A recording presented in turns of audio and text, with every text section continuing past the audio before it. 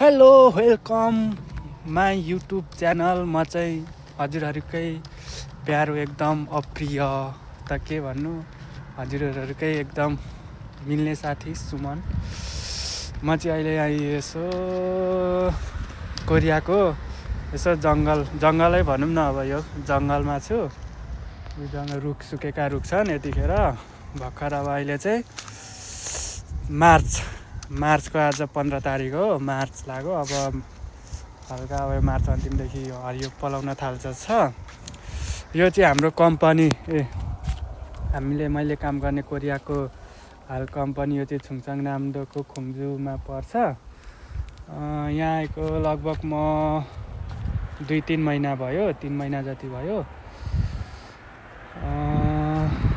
यस्तै छ, यहाँ आयो, त्यो दिनभरि काम गर्यो, बेलुका बस्यो, सुत्यो, खायो, अनि दिउँसो आज चाहिँ यसो छुट्टी भएकोले गर्दा यसो फ्रेस हुन बाहिर आएको। कोरिया आएको नि लगभग एक वर्ष 1-2 महिना भइसक्यो, 1 वर्ष भयो भनौँ न। हिजो अस्ति भर्खर 1 वर्ष पुगेको छ।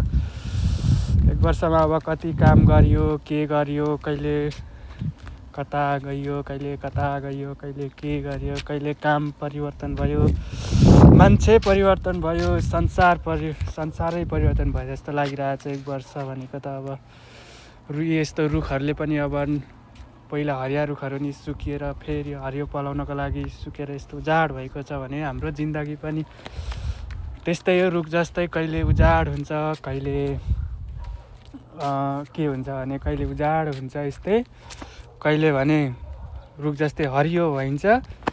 अनि अब परिवर्तन भनेको सधैँ भइरहने हो।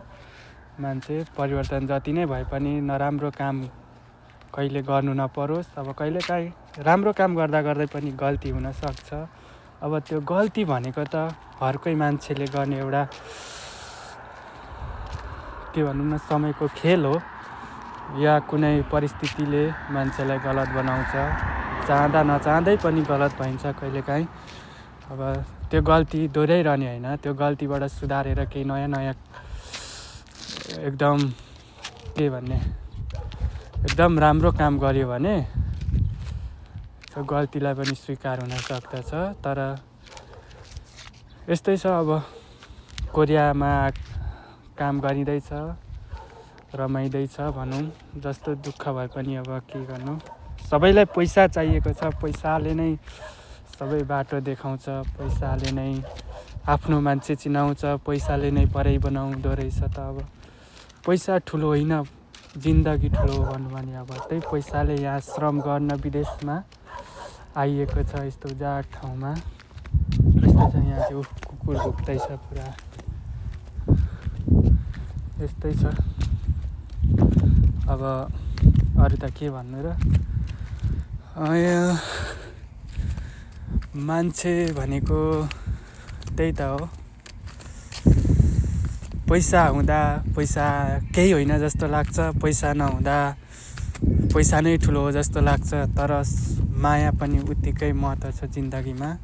त्यही माया छ र त हाम्रो जिन्दगी बाँचेको छ, विश्वास छ र त यो संसार अडिएको छ भन्छ नि। एउटा पहिलेदेखि नै विश्वासले संसार अडिएको छ भने पनि एउटा मायामा विश्वास हुनुपर्छ, जिन्दगीमा विश्वास हुनुपर्छ, अठोट हुनुपर्छ। हारजित भनेको त एउटा जिन्दगीको के भने खेल त हो। कहिले हार हुन्छ, कहिले जित हुन्छ, कहिले नयाँ कुरा सिकिन्छ, कहिले पुराना कुराहरूलाई स्मरण गरिन्छ। अनि त्यही पुराना कुराहरूले कहिले सताउँछ भने कहिले नयाँ कुराहरूले नयाँ ज्ञान दिन्छ। मान्छे भनेको त्यही ज्ञान लिने, ज्ञान दिने, जाने जति सिक्ने, नजानेको कुराहरू सोधेर फेरि त्यसलाई उपज्ञान गर्ने। के भन्नु र, अब यस्तै छ। अब मान्छे भनेको त्यस्तै हो, कहिले कस्तो यो आधी हुरीमा चलेको बतासले यो मन साह्रै चिसो लाग्यो। कोरियामा चाहिँ एकदम जताततै यातायातको सुविधा छ। हेर्नुहोस्, यस्तो जङ्गलघारीमा पनि पुरा रोड भनेको एकदम व्यवस्थित पक्की सिमेन्टी छ। नेपालमा बजार सहर बजारमा पनि यतिको रोड चाहिँ यातायातको चाहिँ एकदम सुविधा छ। यहाँ यातायातको सुविधाले नै गर्दा होला धेरै छिटो विकास भएको। अब भनिन्छ पहिले नेपालले सहयोग गरेको देश अरे। अब अहिले हामी एकदम श्रम गर्न आइएको छ, पसिना बगाउन आइएको छ, पैसा कमाउन आइएको छ। अब पैसाले नै सबै कुरा